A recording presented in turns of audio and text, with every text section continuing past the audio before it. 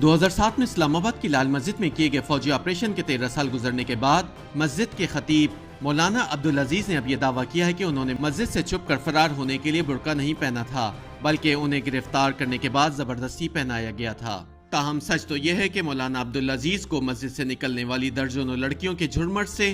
گرفتار کیا گیا تھا اور انہوں نے اسی برقعے میں پی ٹی وی پر بیٹھ کر اس حقیقت کا بھی اقرار کیا تھا۔ تاہم اب مولانا کا دعویٰ ہے کہ لال مسجد آپریشن کے دوران انہیں مسجد کے باہر سے گرفتار کیا گیا اور وہاں پر موجود سیکیورٹی فورسز نے ایک برقع منگوایا اور انہیں برقع پہننے پر مجبور کیا گیا۔ ان سے پوچھا گیا کہ گرفتاری کے بعد جب وہ سرکاری ٹی وی پر انٹرویو دے رہے تھے تو اس وقت انہوں نے برقع کیوں نہیں اتارا؟ تو اس سوال پر مولانا عبدالعزیز خاموش رہے۔ مولانا کے دعوے کے برعکس اس وقت اسلام آباد پولیس کے حکام کا کہنا تھا کہ انہیں اس وقت گرفتار کیا گیا جب وہ برقع پہن کر جامع حفصہ کی ان طالبات کے ساتھ جانے کی کوشش کر رہے تھے جنہیں سیکیورٹی فورسز کی طرف سے جانے کی اجازت دی گئی تھی۔ پولیس حکام کے مطابق مولانا عبدالعزیز خواتین کے لیے بنائے گئے واک تھرو گیٹ سے گزرنے کی کوشش کر رہے تھے تو وہاں پر تعینات ایک لیڈی کانسٹیبل نے مشکوک جانتے ہوئے اس کی اطلاع وہاں کے سیکیورٹی اہلکاروں کو دی، جنہوں نے برقع اتارا تو اندر سے مولانا عبدالعزیز برآمد ہوئے تھے۔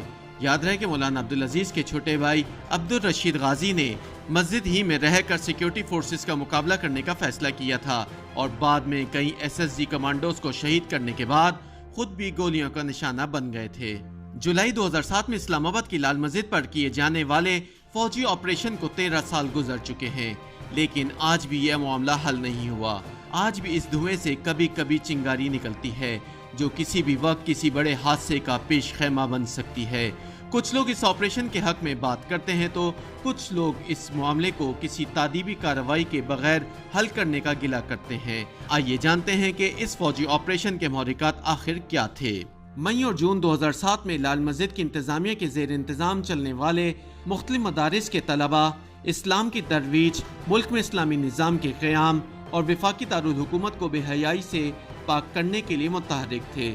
یہ افراد کبھی ویڈیو اور CDs کی دکانوں پر رکھی ہوئی CDs کو آگ لگاتے اور کبھی وہ شہر کے مختلف سیکٹرز میں قائم مساج سینٹرز میں بلا اجازت گھس کر وہاں پر کام کرنے والے عملے کو نہ صرف تشدد کا نشانہ بناتے بلکہ انہیں اغوا کر کے اپنے ساتھ بھی لے جاتے۔ لال مسجد انتظامیہ کی کرتا دھرتا یعنی مولانا عبدالعزیز اور مولانا عبدالرشید غازی کی طرف سے ایسے اقدامات میں ملوث افراد کی کبھی حوصلہ شکنی نہیں کی گئی تھی۔ مدارس کے طلبہ کی طرف سے اسلام آباد کے مختلف علاقوں میں واقع مساج سینٹر سے کچھ چینی باشندہ کو بھی اغوا کیا گیا، جس پر چین نے پاکستان حکومت سے احتجاج کیا تھا۔ کاروباری طبقہ بھی مدارس کے طلبہ سے خوف زدہ تھا، وہ یا تو اپنی دکانیں کھولتے ہی نہیں تھے اور اگر ایسا کرتے بھی تو وقت سے پہلے بند کر کے چلے جاتے۔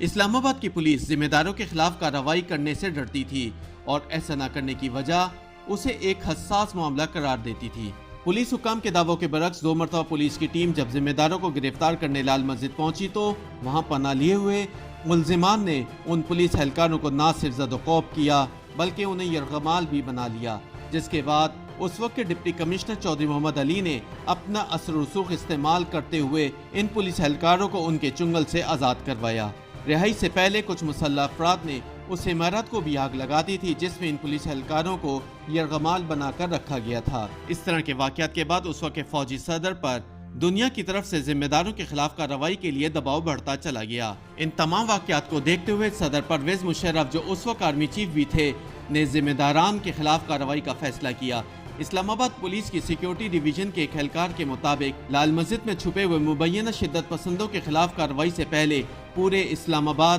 اور بالخصوص لال مسجد کے قریب 4 سیکٹرز کی ریکی کی گئی اور ریکی کے لیے نہ صرف متعلقہ تھانے کے انچارج سٹی سرکل کے SP کے علاوہ اس کام کے لیے لاہور سے بھی خصوصی ٹیمیں بلوائی گئی تھیں۔ اہلکار نے بتایا کہ اسلام آباد پولیس نے ریکی کا کام مکمل کر کے کارروائی کے لیے لال مسجد سے کچھ فاصلے پر مختلف مقامات پر مورچے بھی بنائے تھے، تاہم لال مسجد میں چھپے ہوئے لوگوں کو ان مورچوں کے بارے میں معلوم ہو گیا تھا، جس کے بعد ان مورچوں میں کسی پولیس اہلکار کو نہیں بھیجا گیا۔ سیکیورٹی ڈویژن کے اہلکار کے مطابق پولیس نے پہلے اپنی مدد کے لیے رینجرز کو طلب کیا تھا، لیکن جب لال مسجد کی طرف سے ہونے والی فائرنگ کے نتیجے میں ایک رینجرز اہلکار کی شہادت ہوئی تو اس کے بعد فوج کو بلانا ناگزیر ہو گیا تھا۔ سیکیورٹی ڈویژن کے اہلکار کے مطابق آپریشن شروع ہونے سے پہلے لال مسجد اور اسلام آباد کے ضلع انتظامیہ کے ذمہ داران ایک دوسرے سے رابطے میں تھے اور جب فوج کو طلب کیا گیا تو آپریشن میں ہلاک ہونے والے عبدالرشید غازی نے ضلع انتظامیہ کے افسر سے فوج بلانے کی وجہ پوچھی تو بتایا گیا کہ چونکہ بارشوں کا موسم شروع ہونے والا ہے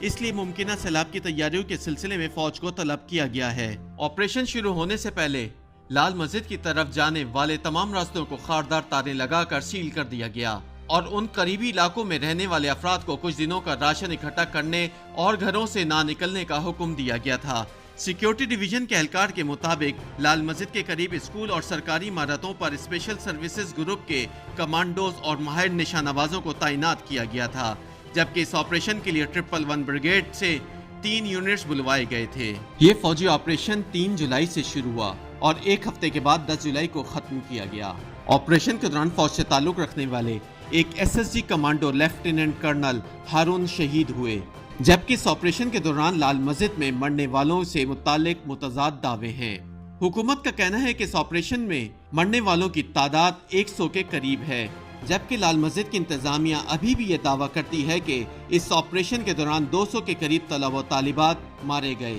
اس آپریشن کے دوسرے روز یعنی 4 جولائی کو لال مسجد میں پناہ لیے ہوئے مبینہ شدت پسند اور سیکیورٹی فورسز کے درمیان فائرنگ کے تبادلے میں ایک نجی ٹی وی کے کیمرامین اور ڈرائیور کو کمر پر گولیاں لگیں،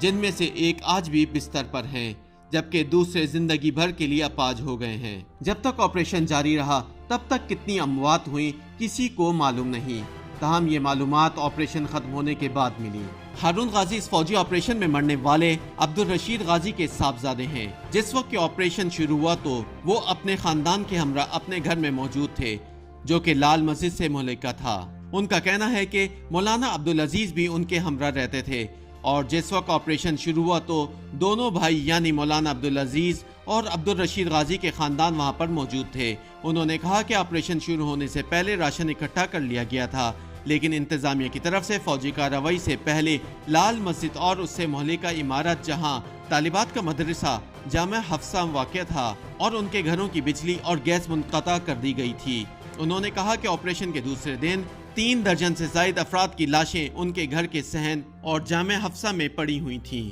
ہارون غازی کے بقول اس آپریشن کے دوران وہاں پر تعینات سیکیورٹی گارڈز کے پاس 14 کلاشنکوف اور اسلحہ موجود تھا، جو کہ لائسنس یافتہ تھا۔ انہوں نے کہا کہ لال مسجد میں موجود ایک طالب علم نے واکی ٹاکی کے ذریعے اطلاع دی کہ اندر اسلحہ ختم ہو گیا ہے، تاہم مولانا عبدالرشید غازی نے واکی ٹاکی کے ذریعے اس تاثر کو زائل کرنے کی کوشش کی کہ تاکہ کہیں آپریشن میں شدت نہ آ جائے۔ ہارون غازی کہتے ہیں کہ اس آپریشن کے دوران جب کرفیو میں نرمی کی گئی تو اس موقع پر گھروں میں مقید دونوں بھائیوں کی فیملی جن میں خواتین شامل تھی وہاں سے نکلی اور ہارون غازی بھی اپنی والدہ کے ساتھ وہاں سے نکل گئے۔ انہوں نے کہا کہ اگر ضلع انتظامیہ کو اس بات کا علم ہوتا تو وہ انہیں بھی گرفتار کر لیتے، کیونکہ ان کے اور ان کے والدہ کے خلاف بھی مقدمات درج تھے۔ انہوں نے کہا کہ جس روز ان کے والد اس آپریشن میں ہلاک ہوئے تو اس سے پہلے بھی وہ اپنے بچوں کے ساتھ رابطے میں تھے۔ مولانا عبدالرشید غازی جس روز ہلاک ہوئے تو اس وقت العدم تنظیم القاعدہ کے رہنما اسامہ بن لادن کا ایک پیغام بھی آیا تھا، جس میں انہوں نے عبدالرشید غازی کو اسلام کا ہیرو قرار دینے کے ساتھ ساتھ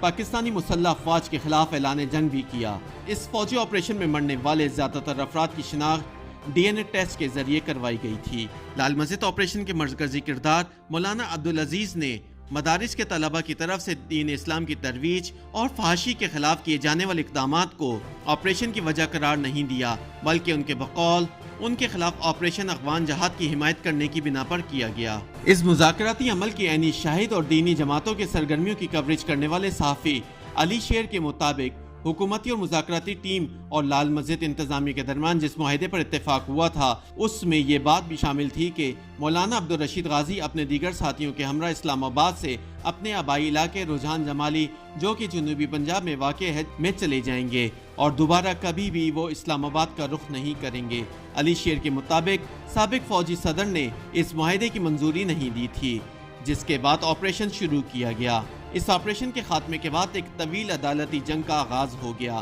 اور لال مسجد آپریشن کے حقائق معلوم کرنے کے لیے ایک عدالتی کمیشن بھی تشکیل دیا گیا اور اس کمیشن میں پیش ہونے والے افراد کی ایک لمبی فہرست بھی موجود ہے۔ اس آپریشن میں مرنے والے افراد کے ورثاء کو معاوضے کا اعلان کے علاوہ اس آپریشن کے دوران منہدم ہونے والے خواتین کے مدرسے جامع حفصہ کی دوبارہ تعمیر کے لیے ضلع انتظامیہ کی طرف سے سیکٹر H8 میں 20 کنال کا ایک پلاٹ بھی دیا گیا۔ लाल मस्जिद इंतजामिया का मौक़िफ़ है कि इस ऑपरेशन में मरने वाले किसी भी शख्स के वर्सा को मुआवजा नहीं दिया गया। इस्लामाबाद ज़िला इंतजामिया ने सुप्रीम कोर्ट के हुक्म पर जामिया हफ्सा की तामीर के लिए मुख्तस किया जाने वाला प्लॉट मनसूख कर दिया और ज़िले इंतजामिया ने उन्हें इस्लामाबाद के नवाई इलाके तिरनौल में खवातीन के मदरसे के लिए 10 मरले का प्लॉट देने की पेशकश की है, जिसे लाल मस्जिद की इंतजामिया अभी तक कबूल नहीं कर रही। लाल मस्जिद ऑपरेशन के मरकजी किरदार मौलाना अब्दुल अजीज के मुकदमात मुख्तलिफ अदालतों में चलाए गए और वो तमाम मुकदमात में बाइज्जत बरी हो गए।